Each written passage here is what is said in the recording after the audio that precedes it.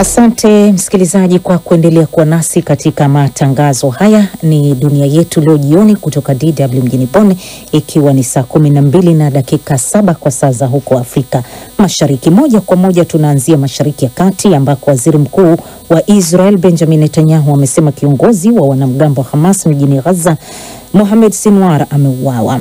Haya yanajiri wakati wakfu unaoendeshwa na Israel wa kutoa msaada wa kiutu Gaza GHF ukisema umesitisha shughuli hizo kwa muda kufuatia vurugu zilizojitokeza. Mina Abubakar na taarifa zaidi. Mohamed Sinwar ni mdogo wake aliyekuwa kiongozi wa kundi hilo la Hamas. Yahya Sinwar aliuawa na Israel katika mapambano mjini Gaza mnamo Oktoba 16 mwaka jana, muda mfupi baada ya kuteuliwa kuchukua nafasi ya Ismail Haniyeh, kiongozi wa Hamas pia aliyeuawa mjini Tehran. Akizungumza bungeni, Netanyahu aliongeza jina la Mohamed Sinwar katika orodha ya viongozi wa Hamas waliouawa na Israel. Ndani ya siku 600 ya vita tumebadilisha muonekano wa Mashariki ya Kati. Tumewaondoa magaidi katika eneo letu, kuingia katika ukanda wa Gaza kwa nguvu, kuwafurusha maelfu ya magaidi kwa kumuua Mohamed Daif, Ismail Haniyeh, Yahya Sinwar na Mohamed Sinwar. Yahya Sinwar na Mohamed Sinwar. Haya yanaripotiwa wakati Wizara ya Afya ya Gaza ikitangaza kuwa raia mmoja wa Kipalestina ameuawa na wengine 48 wakijeruhiwa baada ya risasi kufyatuliwa kwa makundi ya watu waliokuwa wamekusanyika kupokea msaada kutoka kwa wakfu wa Israel wa GHF. Hali ya msukumano ilijitokeza baada ya baadhi ya Wapalestina kuvunja uzio karibu na kituo hicho cha kutoa msaada. Haikuwa wazi ni kina nani hasa waliofyatua risasi, kati ya vikosi vya serikali vya Israel au makundi mengine yasiyojulikana. Israel imeapa kudhibiti eneo la Gaza na kupambana na wanamgambo wa Hamas hadi watakapowarejesha nyumbani mateka 58 wa Israel ambao bado inawashikilia tangu waliposhambulia kusini mwa Israel, hatua iliyosababisha mgogoro unaoshuhudiwa sasa. Wakati huo wakfu wa GHF umesema usambazaji wa misaada mjini Gaza umesimamishwa kwa muda kutokana na sintofahamu hiyo iliyojitokeza awali, na kusema kwamba inajitahidi kusuluhisha tatizo lililojitokeza ili kuhakikisha usalama wakati wa usambazaji wa misaada hiyo. Kwingineko, wafanyakazi takriban 120 wa mashirika ya misaada katika ukanda wa Gaza waliandamana hadi katika ofisi ya mambo ya nchi za nje ya Ujerumani mjini Berlin, wakidai kuwa Israel ni lazima iheshimu sheria ya kimataifa kuhusu misaada. Waandaaji wa maandamano hayo pia wametoa wito wa kupelekwa kwa malori zaidi ya misaada kwa watu wa Gaza na kusitishwa mashambulizi dhidi ya vituo vya afya. Ujerumani imekuwa muungaji mkubwa mkono wa Israel tangu ilipoanzisha mashambulizi yake dhidi ya Hamas Oktoba 7 mwaka 2023, lakini serikali ya kansela wa Ujerumani Friedrich Merz wiki hii imeikosoa vikali Israel kwa namna inavyoendesha vita vyake katika ukanda wa Gaza. Waziri wa mambo ya nchi za nje wa Ujerumani Johann Wadephul aliyeko ziarani mjini Washington, Marekani, kukutana na mwenzake wa taifa hilo Marco Rubio, awali alisema Ujerumani huenda ikaacha kuiuzia silaha Israel iwapo taifa hilo litakiuka sheria ya kimataifa ya kibinadamu ambayo Ujerumani inaiheshimu. Na Ujerumani imeiahidi Ukraine uungaji mkono mkubwa katika vita vyake dhidi ya Urusi. Rais Volodymyr Zelensky amekutana leo mjini Berlin na kansela Friedrich Merz ambaye amesema Ujerumani itahakikisha inaongeza shinikizo dhidi ya Urusi. Jacob Safari anayo taarifa zaidi. Ziara hii ya Rais Volodymyr Zelensky mjini Berlin ni ya tatu tangu ulipofanyika uvamizi wa Urusi nchini Ukraine mwanzoni mwa mwaka 2022.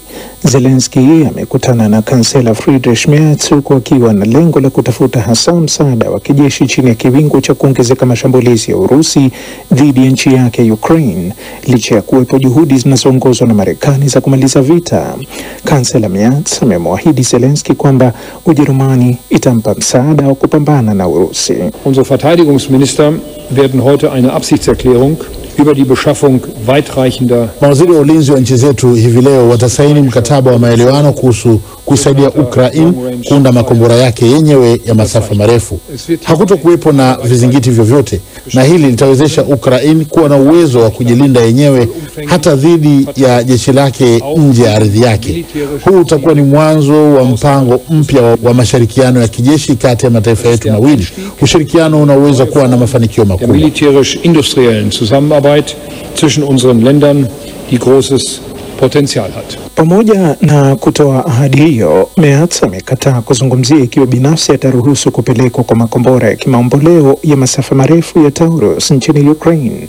Hata hivyo, kwenye mkutano wao na waandishi wa habari, Zelensky hakusita kutaja waziwazi kwamba nchi yake bado inatarajia kwamba Ujerumani itaipatia makombora hayo ya masafa marefu.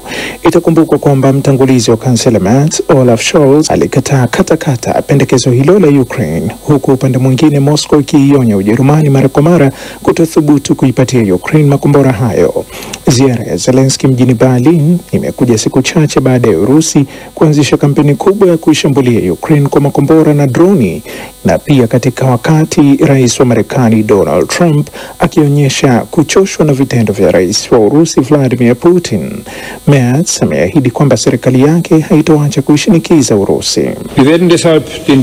Tutaendelea kuongeza shinikizo dhidi ya Urusi. Tutafanya hivyo ili kuudhofisha uwezo wa kijeshi wa Moscow, lakini tutafanya hivyo ili kufungua njia ya kufanyika mazungumzo.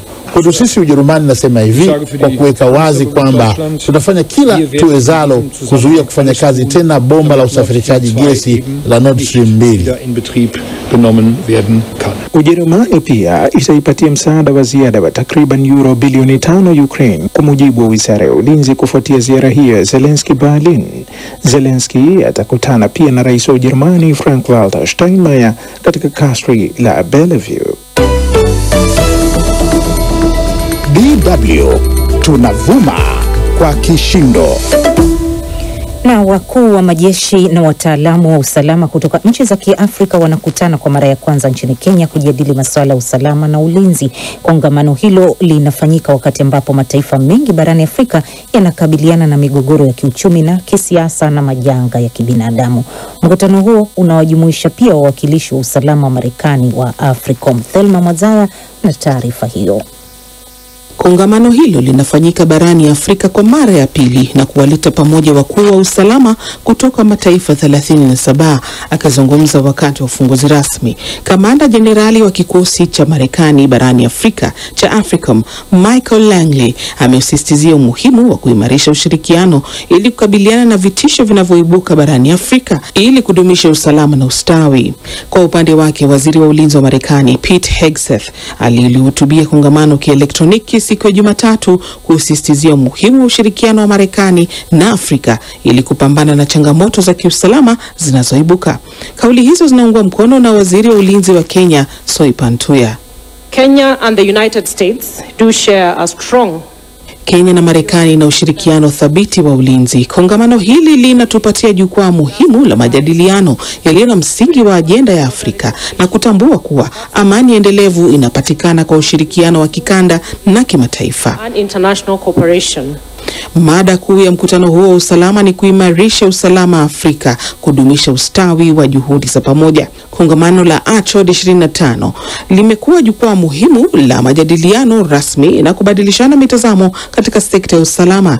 Rais William Ruto alibainisha kuwa usalama ni ajenda ya kila taifa na mifumo inategemeana. Security goes beyond the borders of any country. Usalama unavuka mipaka ya nchi yoyote ile. Ushirikiano, ubia na mwingiliano ndio njia mwafaka za kuwa na usalama na ustawi nje na ndani ya mataifa yetu. Outside our countries. Kongamano la mwaka uliopita lilifanyika nchini Botswana. Mwaka huu mkutano huo unafanyika chini ya ulinzi mkali hapa jijini Nairobi. Je, vikao vya aina hii vina mchango upi katika kudumisha usalama wa mataifa ya Afrika? Hilo ndilo swali nilomuuliza John Musundi, mchambuzi wa masuala ya usalama. Waafrika wengi wamekuja wamegutuka, wakae na ule uongozi ambao unaweza wapatia mabadiliko nchi yao. Wanajua haki yao. Nchi ya Marekani inaona haitakuwa na ule ushawishi mkubwa kwa uongozi wa kijeshi. Uongozi wa kijeshi unakubaliwa na raia. Na pia tunaona kwamba hizi nchi mingi ambayo uongozi wa kijeshi umechukua usukani ni nchi ambazo ziko na madini mingi.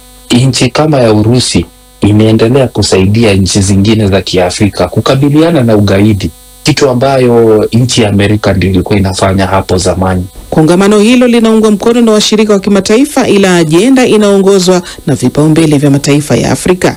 Thelma Mwazaya, DW, Nairobi.